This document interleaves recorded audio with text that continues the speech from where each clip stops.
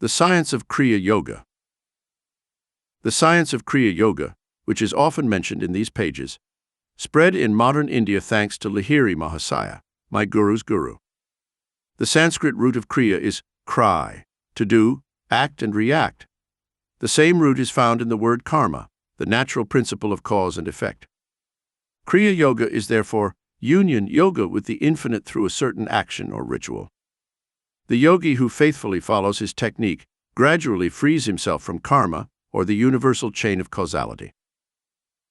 Because of certain ancient yogic injunctions, I cannot provide a complete explanation of Kriya Yoga in the pages of a book intended for the general public. The actual technique must be learnt by a Kriyaban or a Kriya Yogi. Ample reference must suffice here. Kriya Yoga is a simple psychophysiological method by which the human blood is decarbonized and recharged with oxygen. The atoms of this extra oxygen are transmitted in vital current to rejuvenate the brain and spinal centers. By stopping the accumulation of venous blood, the yogi is able to reduce or prevent tissue decay. The advanced yogi transmutes his cells into pure energy. Elijah, Jesus, Kabir, and other prophets were masters in the use of Kriya, or a similar technique by which they made their bodies dematerialize at will. Kriya is an ancient science. Lahiri Mahasaya received it from his guru Babaji, who rediscovered and clarified the technique after it had been lost in the Dark Ages. The Kriya Yoga that I am giving to the world through you in this 19th century, Babaji told Lahiri Mahasaya, is a reprise of the same science that Krishna gave millennia ago to Arjuna, and that was later known by Patanjali, Christ, St. John, St. Paul, and other disciples. Kriya Yoga is quoted by Krishna, India's greatest prophet, in a verse of the Bhagavad Gita. By offering the incoming breath in the outgoing breath, and offering the outgoing breath in the incoming breath, the yogi neutralizes both breaths. Thus he releases the life force from the heart and brings it under his control. The interpretation is, the yogi arrests decay in the body by an addition of life force and arrests growth mutations in the body by a elimination of the current. In this way, by neutralizing decay and growth, by calming the heart, the yogi learns control over life. Krishna also relates that it was he, in a previous incarnation, who communicated the indestructible yoga to an ancient enlightened one, Vivasvat, who gave it to Manu, the great lawgiver. The latter, in turn, instructed Ikshwaku, the father of India's solar warrior dynasty. Thus, passing from one to the other, the royal yoga was guarded by the rishis until the advent of the materialistic ages. Then, due to priestly secrecy and human indifference, sacred knowledge gradually became inaccessible. Kriya Yoga is mentioned twice by the ancient sage Patanjali, the greatest exponent of yoga, who wrote, Kriya Yoga consists of discipline of the body, mental control, and meditation on Aum. Patanjali speaks of God as the actual cosmic sound of Aum heard in meditation.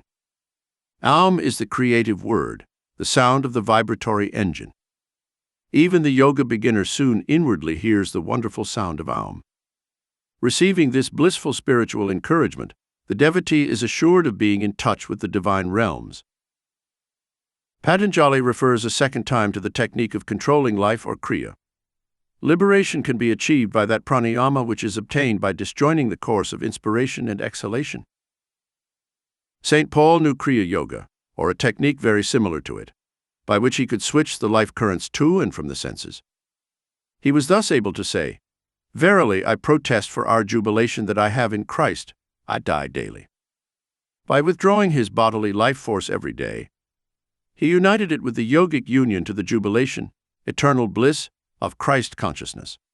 In that blissful state, he was consciously aware that he had died to the illusory sensory world of Maya. In the initial states of contact with God, Sabbakalpa Samadhi, the devotee's consciousness merges with the cosmic spirit. His life force withdraws from the body, which appears dead, or motionless and rigid. The yogi is fully aware of his bodily condition of suspended animation. As he progresses to higher spiritual states, Nirvikalpa Samadhi, however, he enters into communion with God without bodily fixation and in his normal waking consciousness, even in the midst of demanding worldly duties. Kriya Yoga is a tool through which human evolution can be accelerated, Sri Yukteswar explained to his students. The ancient yogis discovered that the secret of cosmic consciousness is intimately linked to the mastery of breath. This is India's unique and deathless contribution to the treasury of world knowledge. The life force, which is usually absorbed by the maintenance of the heart pump, must be freed for higher activities by a method of calming and stopping the incessant demands of the breath. The Kriya Yogi mentally directs his vital energy to revolve, upwards and downwards, around the 6 spinal centers: medullary, cervical, dorsal, lumbar, sacral, and coccygeal plexuses, which correspond to the 12 astral signs of the zodiac, the symbolic cosmic man. A half-minute revolution of energy around the sensitive spinal cord of man produces subtle progress in his evolution. That half-minute of Kriya is equivalent to 1 year of natural spiritual development. The astral system of the human being, with 6, 12 per polarity, inner constellations revolving around the sun of the omniscient spiritual eye, is interconnected with the physical sun and the 12 signs of the zodiac. All human beings are therefore influenced by an inner and outer universe. The ancient rishis discovered that man's earthly and celestial environment, in cycles of 12 years, propel him on his natural path. The scriptures state that man needs 1,000,000 years of normal, disease-free evolution to perfect his human brain to express cosmic consciousness. 1,000 kriyas practiced in 8 hours gives the yogi, in 1 day, the equivalent of 1,000 years of natural evolution, 365,000 years of evolution in 1 year. In 3 years, a Kriya Yogi can thus achieve with intelligent personal effort the same result that nature achieves in 1,000,000 years. The Kriya shortcut, of course, can only be taken by deeply developed yogis. With the guidance of a guru, these yogis have carefully prepared their bodies and brains to receive the power created by intensive practice. The beginner in Kriya practices yogic exercise only 14 to 28 times, twice a day.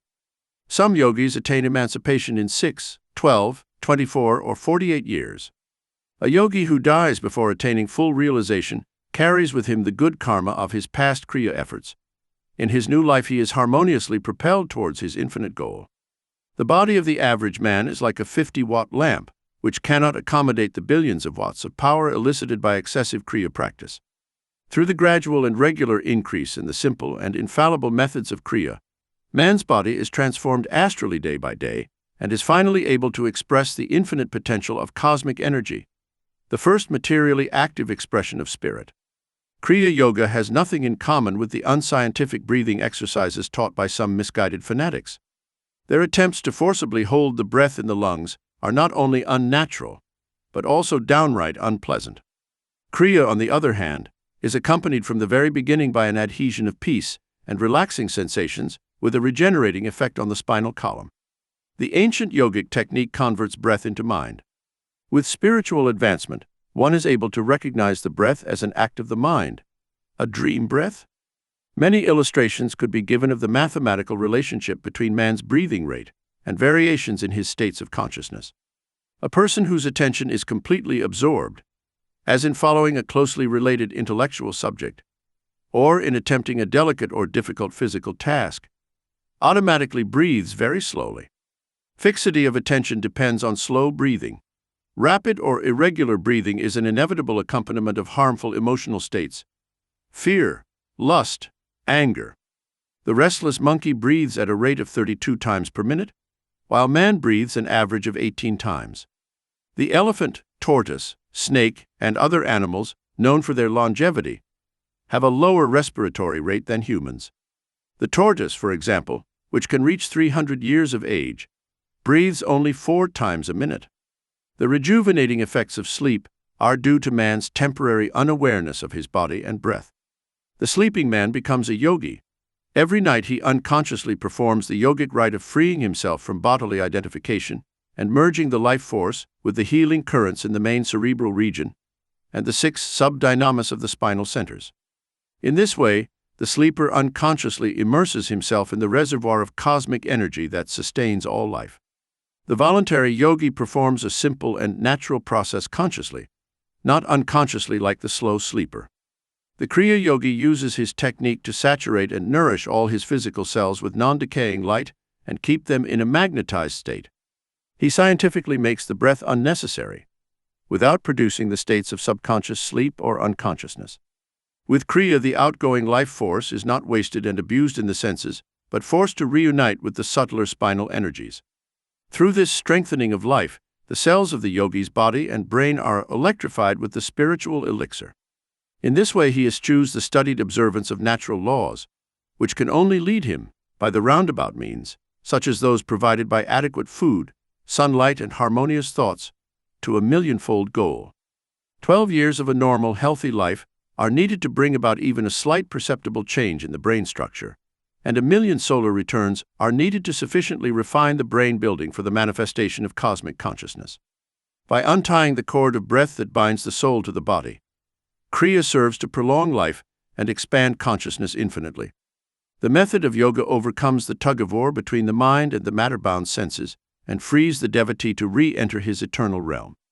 He knows that his true nature is bound neither by the physical envelope nor by breath, the symbol of mortal bondage to air, to the elemental constraints of nature.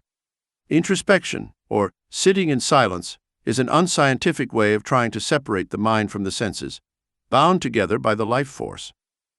The contemplative mind, in its attempt to return to divinity, is constantly pulled towards the senses by the life currents.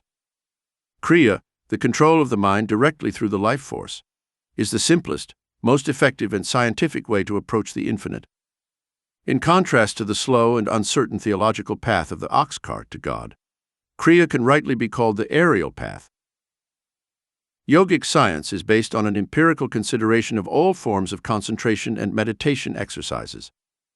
Yoga allows the devotee to switch off or on, at will, the life current of the 5 sensory telephones: sight, sound, smell, taste, and touch. Having obtained this power to disconnect the senses, the yogi finds it easy to unite his mind at will with the divine realms or the world of matter. He is no longer involuntarily brought back by the life force to the mundane sphere of sensations and restless thoughts.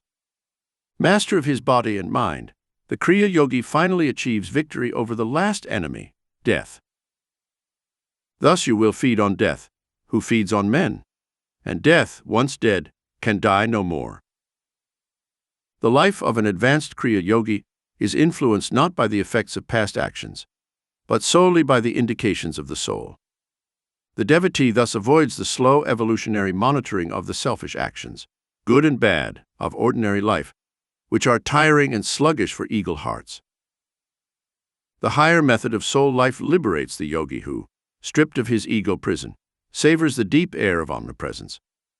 The bondage of natural life is, on the contrary, set to a humiliating rhythm. Conforming his life to the evolutionary order, man cannot obtain any concessions from nature, but, living without error against the laws of his physical and mental endowment, he still needs about 1,000,000 years of disguised incarnations to know the ultimate emancipation. The telescopic methods of the yogis, disentangling themselves from physical and mental identifications in favor of the individuality of the soul, thus commend themselves to the revolted 1,000-year observer. This numerical periphery widens for the common man, who does not even live in harmony with nature, much less with his soul, but instead pursues unnatural complexities, thus offending in body and thoughts the sweet sanity of nature. For him, 2 times 1,000,000 years cannot suffice for liberation. The gross man rarely or never realizes that his body is a kingdom, ruled by the emperor soul on the throne of the skull, with subsidiary regents in the 6 spinal centers or spheres of consciousness. This theocracy extends over a host of obedient subjects, 27 trillion cells, endowed with a secure, if automatic, intelligence with which they perform all the tasks of growth, transformation, and dissolution of the body, and 50 million thoughts, emotions, and substratal variations that alternate in the consciousness of man over an average lifespan of 60 years. Any apparent insurrection of the body or brain cells against the emperor's soul, whether it manifests itself as disease or depression, is not due to disloyalty among humble citizens, but to man's past or present abuse of his individuality or his free will, which was given to him at the same time as the soul and is never revocable. By identifying with a superficial ego, man takes it for granted that he is the one who thinks, wills, feels, digests meals, and keeps himself alive, without ever admitting through reflection, a little would suffice, that in his ordinary life he is but a puppet of past actions, karma, and of nature or the environment. Each man's intellectual reactions, feelings, moods, and habits are circumscribed by the effects of past causes, whether from this or a previous life. Above these influences, however, lies his regal soul. Rejecting transitory truths and freedoms, the Kriya Yogi passes beyond all disillusionment into his free being. All scripture declares that man is not a corruptible body, but a living soul. With Kriya he is given a method to prove scriptural truth. Outward ritual cannot destroy ignorance, because they do not contradict each other, wrote Shankara in his famous Century of Verse. Only realized knowledge destroys ignorance. Knowledge cannot arise by any other means than seeking. Who am I? How did this universe come into being? Who is its creator? What is its material cause? This is the kind of inquiry referred to. The intellect has no answer to these questions. That is why the rishis developed yoga as a technique of spiritual inquiry. Kriya Yoga is the true fire ritual, often extolled in the Bhagavad Gita. The purifying fires of yoga bring eternal enlightenment, and thus differ greatly from the outward and ineffective religious fire ceremonies, where the perception of truth is often burnt, with a solemn accompaniment of chanting, along with incense. The advanced yogi, restraining his whole mind, will and feeling from false identification with bodily desires, uniting his mind with the superconscious forces in the spinal sanctuaries, thus lives in this world as God has planned, not driven by the impulses of the past, nor by the new vagaries of new human motivations. Such a yogi receives the fulfillment of his supreme desire, safe in the ultimate refuge of the inexhaustibly blissful spirit. The yogi offers his labyrinthine human desires to a monotheistic bonfire dedicated to the peerless God. This is the true yogic fire ceremony, in which all past and present desires are consumed by divine love. The ultimate flame receives the sacrifice of all human folly, and man is pure of dross. His bones are stripped of all desiring flesh, his karmic skeleton is bleached in the antiseptic sunshine of wisdom, and he is at last clean, harmless before man and the Creator.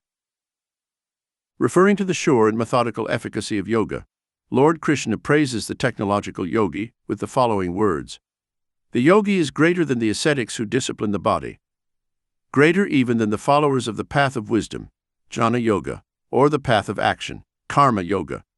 Be thou, O disciple Arjuna, a yogi,